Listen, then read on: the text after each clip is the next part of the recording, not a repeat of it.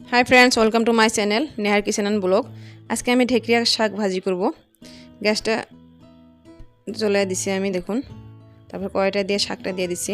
শাকটা আমি ভালো করে ধুয়ে নিয়েছিলাম। দেখুন আমি লবণটা দিয়ে দিছি, লবণ স্বাদ মতো দিয়ে দিছি আমি। শাকে লবণ সব সময় কম দিতে লাগে, যেহেতু শাক এমনি দেখতে বহুত শাক ভাজি হবে, কিন্তু ভাজার পরে কম হয়ে যায়, সেজন্য লবণ কম দিতে লাগে।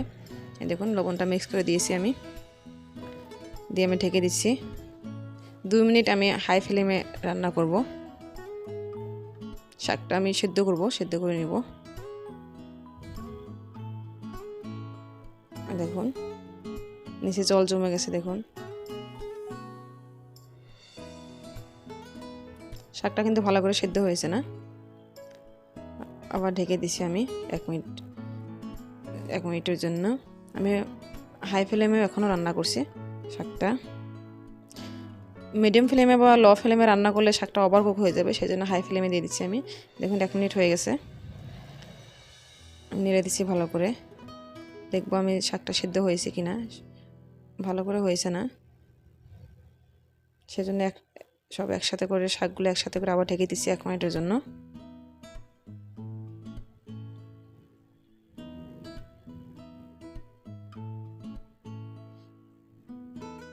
এক মিনিট হয়ে গেছে, দেখুন শাকটা কত কমে গেছে।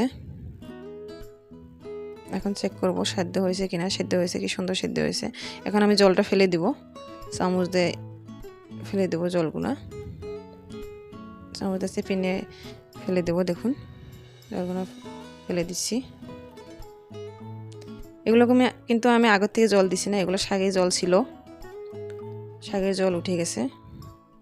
জলগুলো যদি রেখে দিই তো ওভার কুক হয়ে যাবে, শাকটাও টেস্ট হবে না, শাকটাও ভালো লাগবে না, সেই জন্য আমি জলটুকু ফেলে দিচ্ছি। দেখুন এখন আমি এগুলো ভালো করে নাড়াচাড়া করে জলটা শুকিয়ে নিব হাই ফ্লেমে।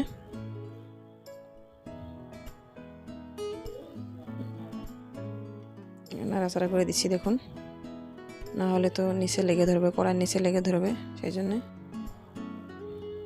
সেদ্ধ হয়েছে কিনা আবার চেক করব। এখন তো পুরো ভালো করে সেদ্ধ হয়ে গেছে। দেখুন কি সুন্দর হয়েছে, দেখতেও ভালো লাগছে। আমি ঢেকে দেবো না, আর শাকটা ঢেকে দিয়ে সেদ্ধ করছি যাতে শাকটা বেশি খড়খড়া না হয়। বেশি খড়খড়া শাক তো খেতেও ভালো লাগে না, সেই জন্য আমি ঢেকে দিয়েছিলাম। আবার আমি নেড়ে দিছি। দেখুন নিচে অল্প সামান্য লেগে ধরেছিল।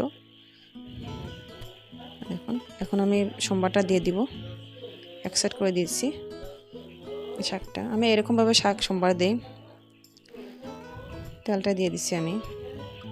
শাকে এমনিতে তেল বেশি লাগে, বাট আমি তেল কম খাই, সেজন্য কম তেল দিয়ে দিচ্ছি। রসুন দিয়ে দিচ্ছি। শাকে তো রসুন না দিলে হয় না, রসুন না দিলে তো শাকের টেস্টটাও পাওয়া যায় না।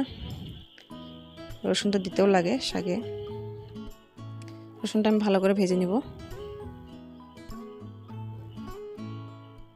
নেড়ে দিচ্ছি, নাহলে তো নিচে লেগে ধরবে। হয়ে গেছে। এখন শাকটা আমি তেলের সাথে রসুনের সাথে মিশিয়ে নিচ্ছি ভালো করে। দেখুন নাড়াচাড়া করছি, কি সুন্দর হয়েছে তাই না।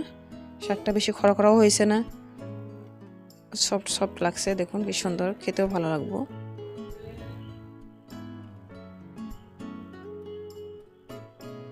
এরকম করে আমি মিডিয়াম ফ্লেমে রেখে দিব আমি 1 মিনিট।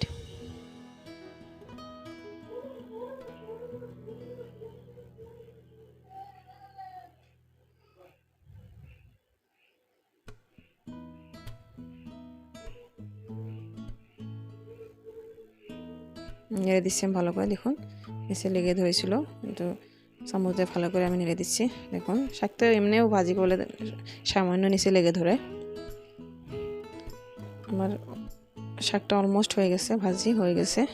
যদি আপনাদের ভিডিওটা ভালো লাগে নিশ্চয়ই like, share, comment and please subscribe করতে ভুলবেন না। এরকমভাবে শাক ভাজি করলে খেতেও বহুত ভালো, একবার ট্রাই করতে পারেন।